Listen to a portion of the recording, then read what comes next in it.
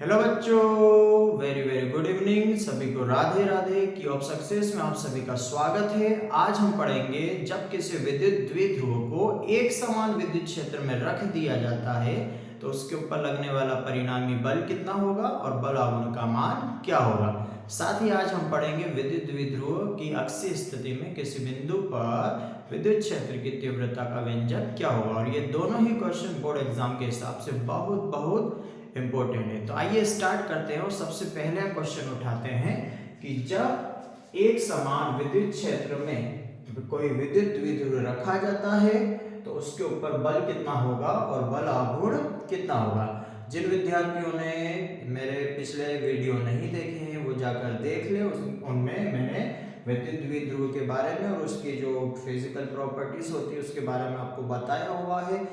विद्युत द्विध्रुव आघूर्ण के बारे में समझाया हुआ है। अगर वो नहीं समझ में आएगा तो आज का ये वीडियो समझ में नहीं आने वाला है।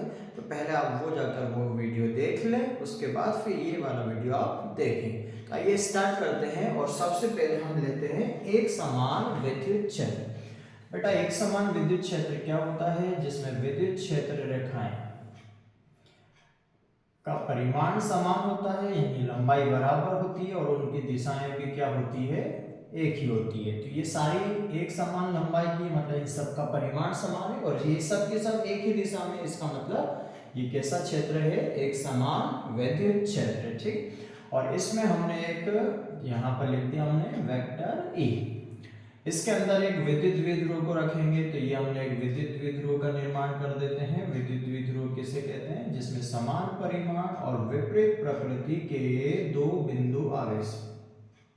तो एक तो प्लस का क्यू हो गया, एक माइनस का क्यू हो गया, और इन दोनों को हमने यहाँ पर रख के और इन दोनों के बीच की अतिरिक्त दूरी कितनी होती है बेटा? 2a मानी जाती है। आप कुछ भी मान सकते हो, ठीक है। हमने 2a मान लिया इसका, ठीक है। और इसे हमने एक समान विद्युत क्षेत्र में क्षेत्र से कितना कोण बनाते हुए? तो क्षेत्र से थीटा कोण पे हमने रख दिया, ठीक है। अब क्या होगा कि मैंने पहले ही बताया था कि पिछले वीडियो में आप जाकर देख लेना कि अगर एक किसी विद्युत क्षेत्र में अगर धनात्मक आवेश रखा हुआ है तो उसके ऊपर जो बल लगेगा उस बल की दिशा विद्युत क्षेत्र की दिशा के अनुदिश होगी, और अगर ऋणात्मक आवेश रखा हुआ है तो उस पर लगने वाले बल की दिशा विद्युत क्षेत्र की दिशा के विपरीत होगी। तो हमने ये बल की दिशाएं बना दी। इस बल का परिमाण कितना होगा? तो F बराबर हो जाएगा आपका EQ। अभी मैं बल को वेक्टर फॉर्म में नहीं लिख रहा हूँ, ठीक है, इसका केवल परिमाण लिख रहा हूँ। और यहाँ माइनस क्यू पर लगने वाले बल का जो परिमाण होगा विद्युत बल का वो भी कितना होगा? F बराबर E और Q होगा, ठीक। इस वाले पॉइंट को हम क्या नाम दे दें? A नाम दे दें, और इस वाले पॉइंट को हमने क्या दे दिया? B। यानी A भी हमारा क्या हो गया? एक विद्युत द्विध्रुव हो गया, जिसे एक समान विद्युत क्षेत्र में क्षेत्र से कितना कोण बनाते हुए? थीटा कोण बनाते हुए हमने उसमें क्या कर दिया है? रख दिया है, ठीक है। अब इस विद्युत क्षेत्र के कारण क्या होगा? प्लस क्यू के ऊपर भी एक बल लगेगा, माइनस क्यू के ऊपर भी एक बल लगेगा। इन दोनों बलों के परिमाण समान है, ठीक है। यहाँ पर भी EQ है और यहाँ पर भी EQ है। परिमाण समान है किंतु इनकी दिशाएं एक दूसरे के क्या है बेटा? विपरीत है। ये देखो, ये इस वाली दिशा में और ये इस वाली दिशा में। तो जब भी दो वेक्टर राशियां, सदिश राशियां एक दूसरे के विपरीत दिशा में होती है तो उनका परिणामी निकालने के लिए क्या किया जाता है? माइनस किया जाता है, ठीक है। तो यहाँ पर हम दोनों बलों का परिणामी बल निकालने के लिए क्या करेंगे? माइनस करेंगे। तो इस विद्युत द्विध्रुव पर लगने वाला परिणामी बल, तो F बराबर क्या हो जाएगा? F1 माइनस F2, ठीक है। F बराबर, और ये आपका F क्या हो गया? नेट हो गया, यानी परिणामी बल। और वेक्टर फॉर्म में नहीं लिख रहे। अगर वेक्टर फॉर्म में लिखेंगे तो मैं आपको बता दूं कि इस विद्युत द्विध्रुव पर लगने वाला जो परिणामी बल होगा वो इन सभी बलों के सदिश योगफल के बराबर होगा। लेकिन हम यहाँ पर सदिश नहीं लिख रहे हैं, सिंपल सा हम अदिश रूप में लिखेंगे इसको, ठीक है। इसका केवल परिमाण ले रहे हैं अपन। तो F नेट बराबर हो जाएगा F1 और माइनस F2। माइनस क्यों किया हमने यहाँ पर? क्योंकि एक बल इस वाली डायरेक्शन में, एक बल इस वाली डायरेक्शन में, इसलिए अगर दो सदिश राशि एक दूसरे के अपोजिट डायरेक्शन में होती है, विपरीत होती है, तो वहां पर उसका परिणामी निकालने के लिए हम क्या करेंगे, माइनस करेंगे। तो इस विद्युत द्विध्रुव पर लगने वाला जो परिणामी बल होगा F नेट बराबर F1 माइनस F2। तो F नेट बराबर क्या हो जाएगा बेटा, F1 का मान कितना है EQ और F2 भी कितना है आपका EQ। तो क्या देखा हमने, F नेट बराबर क्या आ गया हमारे पास 0। तो एक ऑब्जेक्टिव क्वेश्चन यहाँ से भी आपको ध्यान रखना है, जब किसी विद्युत द्विध्रुव को एक समान, है ना, ये ध्यान रखना, विद्युत क्षेत्र कैसा होना चाहिए आपका, एक समान। असमान होगा तो उसके बारे में भी आगे हम बात करेंगे, लेकिन एक समान अगर विद्युत क्षेत्र में किसी विद्युत द्विध्रुव को रखा जाए और अगर आपसे पूछा जाए तो उसके ऊपर परिणामी बल कितना होगा, तो हमारा आंसर क्या होगा, परिणामी बल क्या होगा, 0। और कारण क्या है उसका, क्योंकि दोनों आवेशों पर लगने वाला जो बल है वो परिमाण में समान है किंतु दिशाओं में विपरीत है, इस वजह से परिणामी बल कितना हो गया, 0 हो गया। ठीक है। दूसरी बात, अब यहाँ पर अपने को, क्योंकि अपने को बल निकालना था तो हमने परिणामी बल निकाल लिया, जो कि हमारे पास कितना आ गया बेटा, यहाँ पर 0। अब हम बात करेंगे किसकी, बल आघूर्ण की। तो बल आघूर्ण की गणना के लिए हमने यहाँ पर बल आघूर्ण की गणना, ठीक, इस प्रकार से हेडिंग डाल के अब बल आघूर्ण की हम क्या करने जा रहे हैं, गणना।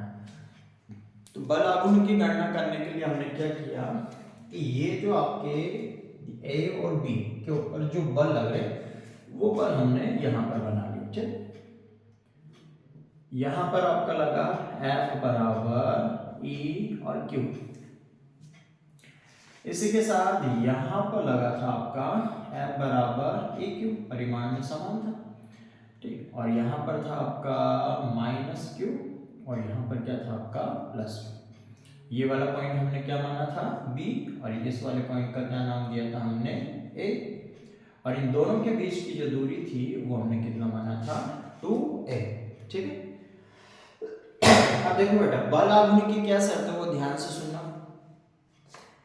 कि अगर दो बल परिमाण में क्या हो, समान, तो दोनों बल परिमाण में क्या है, समान है। दोनों बलों की दिशाएं एक दूसरे के क्या हो, विपरीत हो, तो दोनों बलों की दिशाएं एक दूसरे के विपरीत है, और दोनों बलों की क्रिया रेखाएं एक दूसरे से अलग हो, यानी दोनों बलों की क्रिया रेखाएं अलग अलग हो। क्रिया रेखाओं का मतलब क्या होता है कि जैसे ये एक बल है, यहाँ पर हमने ये बल लिया, एक बल ऐसे लग रहा है F1 और एक बल ऐसे लग रहा है F2, तो हम कह सकते हैं कि दोनों बलों की क्रिया रेखा एक ही, दोनों एक ही रेखा के अनुदिश लग रहे हैं, लेकिन एक बल ऐसे लग रहा है F1 और एक बल ऐसे लग रहा है आपका F2, तो इनकी क्रिया रेखाएं अलग अलग है। ये इस वाली रेखा के अनुदिश कार्य कर रहा है, ये इस वाली रेखा के अनुदिश कार्य कर रहा है, तो ऐसे कहेंगे हम कि दोनों बलों की क्रिया रेखाएं अलग अलग है, और यहाँ पर दोनों बलों की क्रिया रेखाएं क्या बेटा, एक ही है।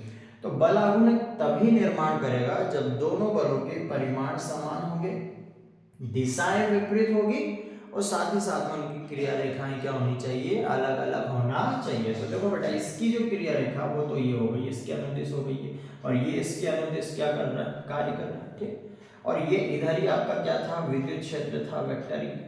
ठीक, और ये विद्युत क्षेत्र से कितना कोण बनाते हुए रखा गया था, थीटा कोण बनाते हुए यहाँ पर रखा गया था। ठीक, तो अगर दो बल परिमाण में समान हो, दिशा में विपरीत हो, दोनों की क्रिया रेखाएं एक दूसरे के क्या हो, अलग अलग हो, दोनों की क्रिया रेखाएं अलग अलग हो, तो वहां दोनों बल मिलकर एक बल युग्म का निर्माण करते हैं, बल युग्म।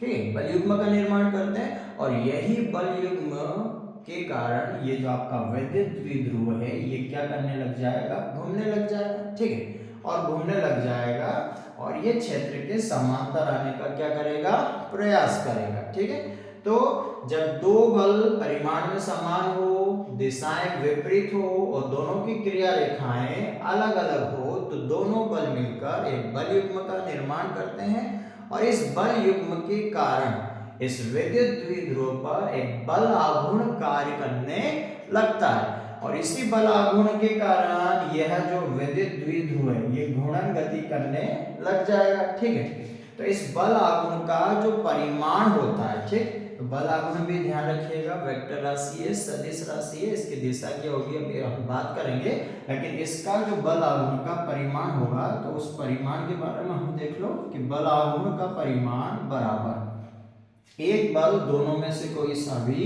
एक बल और इनटू में दोनों क्रिया रेखाओं के बीच की लंबवत दूरी। तो क्रिया रेखाओं के बीच की कैसी दूरी बेटा, लंबवत दूरी, ठीक। अब यहां देखो कि बल आघूर्ण को हम काय से दर्शाएंगे, टाउ से, क्या बोलते हैं इसको, टाउ, ठीक है। बल आघूर्ण को टाउ से दर्शाएंगे। एक बल हमने क्या ले लिया यहाँ पर, F ले लिया, और दोनों बलों के दोनों क्रिया रेखाओं के बीच की कैसी दूरी चाहिए हमको, लंबवत दूरी। तो देखो बेटा, इसकी जो क्रिया रेखा वो तो ये हो गई, इस वाले बल की क्रिया रेखा ये हो गई, इस वाले बल की क्रिया रेखा क्या हो गई, इस वाली रेखा के अनुदिश कार्य कर रहा है, तो इन दोनों के बीच की लंबवत दूरी क्या होगा, ये वाला लंबवत दूरी होगा, ये लंबवत दूरी होगी। और ये आपका 20 था तो इसको हमने क्या नाम दे दिया, दी सी। तो ये जो आपका 20 सी है, ये दोनों बलों के, ये दोनों क्रिया रेखाओं के बीच की क्या हो गई, लंबवत दूरी। तो हमने यहाँ पर क्या लिख दिया, BC लिख दिया। अब हमको क्या करना है, यहाँ से BC का मान निकालना। तो इस वाले त्रिभुज से हम काय का मान निकाल लेते हैं, BC का। तो उसके लिए हमने क्या किया कि आपको पता होना चाहिए कि ये तो लंबवत हो गया, 90 हो गया, तो 90 के जस्ट सामने क्या होता है बेटा, आपका कर्ण होता है, और थीटा के कोण के जस्ट सामने आपका क्या होता है, लंब होता है, और बाकी बचा ये जो AC है ये आपका क्या हो गया, आधा। तो हमको लंब निकालना है और कर्ण दिया हुआ है, इसलिए हम कौन सा फलन लेंगे, तो यहाँ पर हमने लिया साइन थीटा। इस वाले त्रिभुज में हमने लिया साइन थीटा बराबर जो कि क्या होता है, लंब बटे कर्ण, ठीक है। तो ये तो आपका इक्वेशन नंबर फर्स्ट हो जाएगा, और त्रिभुज से हमने लगाया चूंकि साइन थीटा बराबर लंब बटे कर्ण हो जाएगा, और लंब कितना है इस वाले त्रिभुज में, BC, और कर्ण का मान कितना दिया हुआ है, 2a। तो यहां से हम BC निकाल लेंगे जहां जिसकी अपने को जरूरत है। तो BC बराबर बेटा क्या आ जाएगा, 2a साइन थीटा बराबर BC, ये हो जाएगा आपका समीकरण नंबर 2, ठीक है। तो क्या किया हमने कि ये जो आपका विद्युत द्विध्रुव था इसको उठाकर हमने यहाँ रखा, B के ऊपर जो बल लग रहा था वो लगा दिया, A के ऊपर जो बल लग रहा था वो इस वाली दिशा में लगा दिया, ठीक है। और उसके बाद फिर दोनों के क्रिया रेखाओं के बीच की दूरी लंबवत दूरी चाहिए, ठीक है। ध्यान रखना कौन सी दूरी चाहिए, लंबवत दूरी, क्योंकि दोनों क्रिया रेखाओं के बीच की दूरी तो आपका 2a भी है, लेकिन अपने को 2a नहीं चाहिए क्योंकि ये लंबवत दूरी नहीं है, ठीक है। लंबवत दूरी कौन सा रहेगा आपका, BC। इसलिए BC को निकालने के लिए हमने क्या किया, त्रिभुज ले लिया और इसमें लगाया हमने साइन थीटा बराबर लंब बटे कर्ण। लंब तो क्या हो गया, BC, जिसका मान हमें ज्ञात करना, और कर्ण 90 डिग्री के सामने कितना रखा हुआ, 2a हो गया, और यहां से BC बराबर क्या है आपका, 2a साइन थीटा, ठीक है। तो अब क्या करेंगे हम, समीकरण 2 का मान काय में रख देंगे, समीकरण 1 में। तो समीकरण 2 का मान समीकरण 1 व 2 से,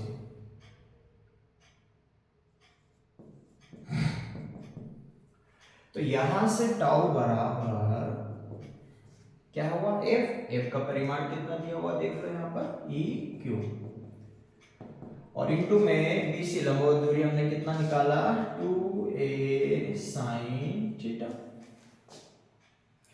तो ये टाउ बराबर ये तो हो जाएगा आपका 2AQ, और ये हो गया आपका E, और ये हो गया आपका साइन थीटा, ठीक। इसको हमने 2AQ साइन थीटा लिख लिया। अब चूंकि आपको पता होना चाहिए कि इससे पहले वाले पार्ट्स में आप जाके देख लेना कि हर एक विद्युत द्विध्रुव का एक द्विध्रुव आघूर्ण होता है।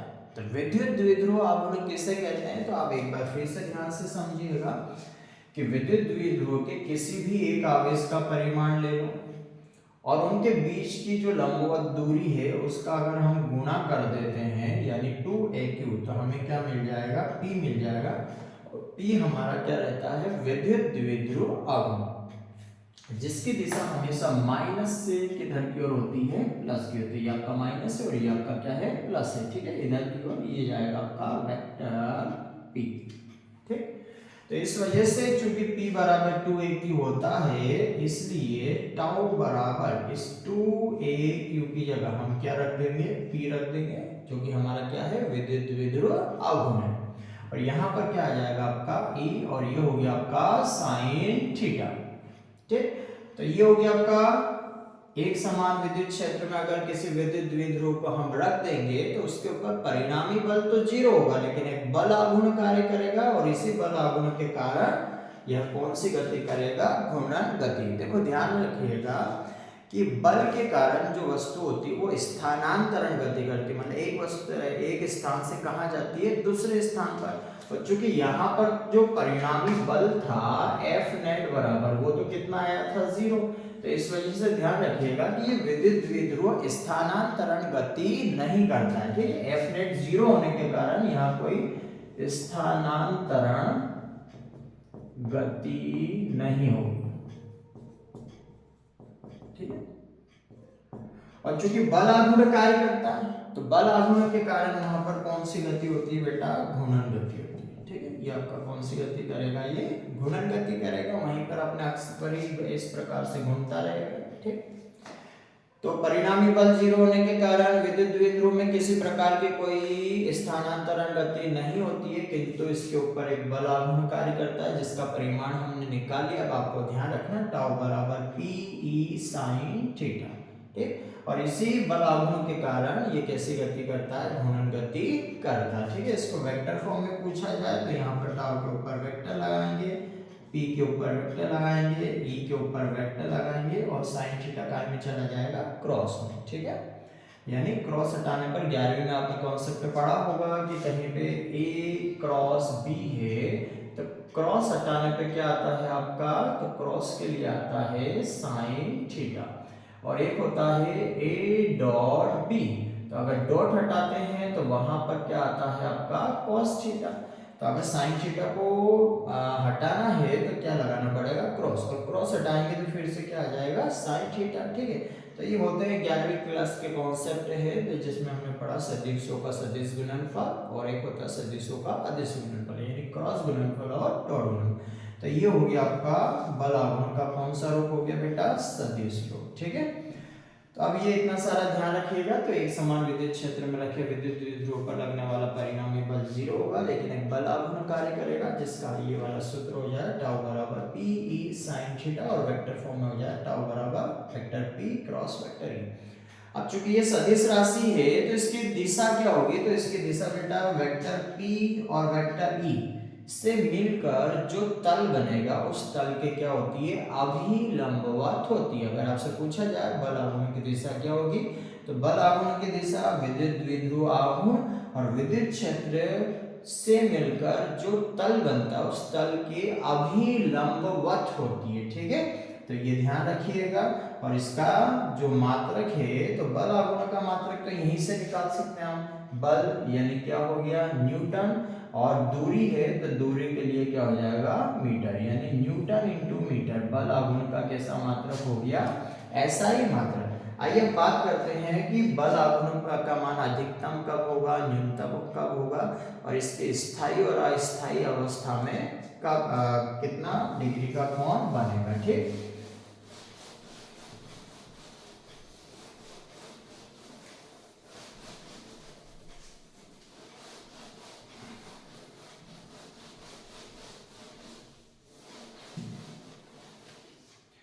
तो देखो बेटा, अभी हमने क्या देखा कि टाउ बराबर हमारे पास बल आघूर्ण बराबर p e sin थीटा आया। तो इसमें हम अगर स्थितियां देखें तो स्थितियों में ध्यान रखिएगा कि एक स्थिति होती है आपकी स्थायी संतुलन। ठीक, तो स्थायी संतुलन में क्या होगा कि स्थायी संतुलन के लिए थीटा कितना लिया जाता है, 0 डिग्री माना जाता है। ठीक है, तो स्थायी संतुलन यानी अगर थीटा बराबर 0 डिग्री होगा तो टाउ बराबर क्या होगा, तो p e साइन, और थीटा की जगह हम कितना रखेंगे, 0 डिग्री, और साइन 0 का मान 0 होता है, तो बल आघूर्ण आपका क्या हो जाएगा, 0। ठीक, नंबर दूसरा है जो है आपका थीटा बराबर हम कितना मान लें 90 डिग्री अगर होगा तो टाउ बराबर क्या होगा, तो टाउ बराबर पी ई साइन, और ये हो गया आपका 90 डिग्री और साइन 90 का मान कितना होता है 1, तो टाउ बराबर क्या हो जाएगा आपका पी होगा जो कि क्या होगा आपका मैक्सिमम हो जाएगा, ठीक। और यहाँ पर आपका क्या हो गया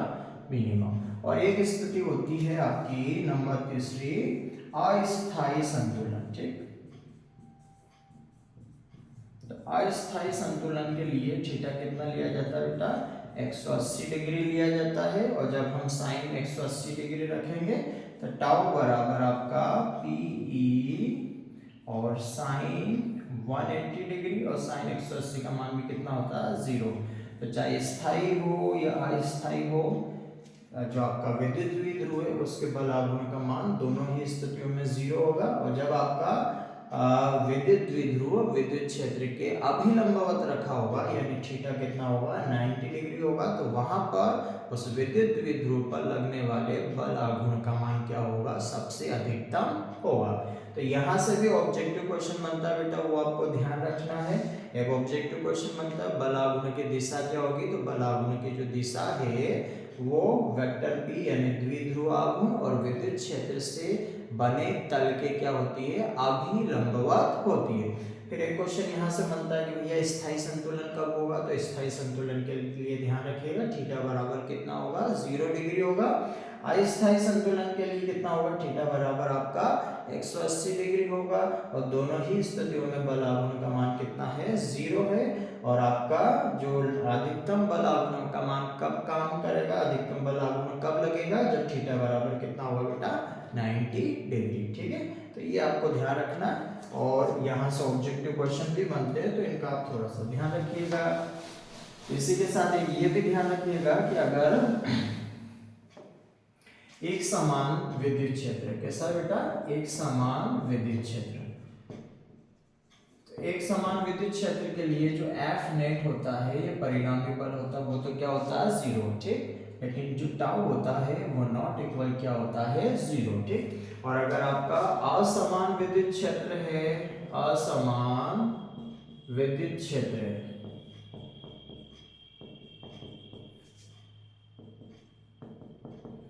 असमान विद्युत क्षेत्र के लिए जो एफ नेट है वो नॉट इक्वल 0 होगा और टाउ भी नॉट इक्वल 0, ठीक है।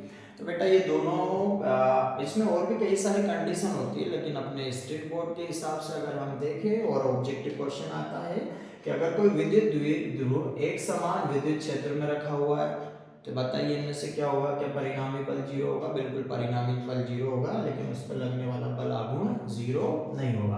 और अगर असमान विद्युत क्षेत्र है तो न तो बल 0 होगा और न ही आपका बल आघूर्ण 0 होगा, ठीक है। और ध्यान रखिएगा कि अगर एफ नेट नॉट इक्वल 0 है तो स्थानांतरण गति करेगा, स्थानांतरण गति भी होगी और वहां पर घूर्णन गति भी होगी, यानी दोनों प्रकार की गतियां होगी। तो ये आपको ध्यान रखना है, स्थानांतरण गति भी होगी, घूर्णन गति भी होगी, क्योंकि उसके ऊपर परिणामी बल भी कार्य कर रहा और बल आघूर्ण। बल के कारण कौन सी गति होती है स्थानांतरण, और बल आघूर्ण के कारण कौन सी गति होती है घूर्णन गति, ठीक है। आइए अब स्टार्ट करते हैं, लास्ट क्वेश्चन अपन उठाते हैं और वो है अपना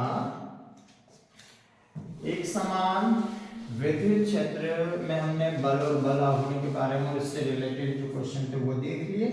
अब एक ध्यान रखिएगा कि अगर मान लो कि यहाँ पर आपके दो सजातीय आवेश है ना, एक ऑब्जेक्टिव क्वेश्चन के हिसाब से इसको आप ध्यान रखिएगा, ये आपका प्लस क्यू है या फिर आपका माइनस क्यू है, ठीक। और अगर आपसे पूछा जाए कि भैया स्थायी संतुलन क्या होगा या फिर संतुलन की अवस्था कहाँ पर होगी या फिर उदासीन बिंदु कहाँ होगा, तो ये आप एक कॉन्सेप्ट बेस पे ध्यान रखिएगा ऑब्जेक्टिव के हिसाब से कि अगर सजातीय आवेश है और दोनों के परिमाण अगर समान है, ठीक है, ये विजातीय आवेश है, दोनों के परिमाण क्या है सॉरी दो, यहाँ पर भी सजातीय आवेश है और यहाँ पर भी क्या है सजातीय आवेश है, और दोनों के परिमाण अगर बराबर है तो जो उदासीन बिंदु है, ठीक है, वो हमेशा इन दोनों के मध्य में होगा। यानी अगर ये वाली दूरी आपकी मान लो 6 मीटर है तो उदासीन जो बिंदु होगा वो कितने मीटर दूरी पर होगा, 3 मीटर, और इधर से 3 मीटर। तो ये आपका कौन सा बिंदु होगा, उदासीन बिंदु। ठीक, और यहाँ पर भी कहाँ होगा, बिल्कुल बीचों बीच में होगा, तो ये आपका क्या होगा, उदासीन बिंदु। तो इस तरह से अगर कोई सा ऑब्जेक्टिव क्वेश्चन आता है भैया, ठीक है, कि मान लो कि आपका प्लस का 2 माइक्रोकूलम है और इधर भी आपका प्लस का 2 माइक्रोकूलम है, दोनों के बीच की जो दूरी है, ठीक, और दोनों के बीच की दूरी मान लो 6 मीटर है, तो बताइए उदासीन बिंदु कहाँ होगा, कितनी दूरी पर होगा। तो चाहे आप इधर से 3 मीटर माप लो या इधर से 3 मीटर माप लो, यहाँ पर आपको क्या मिलेगा, उदासीन बिंदु मिलेगा। ठीक, अब अगर सजाती की जगह मान लो वी जाती है, एक प्लस का क्यू है, एक माइनस का क्यू है, या फिर एक माइनस का क्यू है, ठीक, इधर, और एक प्लस का क्यू है ना, यानी अगर वी जाती है आगे से, तो क्या उदासीन बिंदु कहाँ प्राप्त होगा, तो उदासीन बिंदु अब बीच में प्राप्त नहीं होगा, बाहर प्राप्त होगा, या तो इधर प्राप्त हो जाएगा, ठीक है, या फिर इधर प्राप्त हो जाएगा। ठीक, तो ध्यान रखिएगा अगर वी जाती आगे से तो उदासीन बिंदु दोनों के बीच में प्राप्त नहीं होगा, बाहर की तरफ प्राप्त होगा, और बाहर की तरफ भी किधर होगा, जिधर छोटा आवेश होगा, छोटे आवेश की ओर होगा, की ओर उदासीन बिंदु होगा। ठीक है बेटा, ये आपको ध्यान रखना है। ठीक, तो ये एक नंबर के हिसाब से कुछ ऑब्जेक्टिव क्वेश्चन थे, तो आप ध्यान रखिएगा और इसको अच्छे तरीके से कर लीजिएगा। ठीक है बेटा, आज के लिए इतना बहुत है। ठीक है, आप पढ़ते रहिए और आपको कुछ भी डाउट हो तो कमेंट्स कर दिया करिएगा, और इसको सब्सक्राइब करिएगा, अपने दोस्त लोगों को भी बताइएगा वो भी सब्सक्राइब करें, और ज़्यादा से ज़्यादा इसको शेयर करें, लाइक करें। ठीक है, और पढ़ते रहिए क्योंकि अब आपके पास ज़्यादा समय नहीं है, और कुछ भी डाउट हो तो वो आप कमेंट्स में बता दीजिएगा। ठीक है, आज के लिए इतना बहुत है, कल फिर मिलेंगे अपन। ठीक है, सभी को राधे राधे।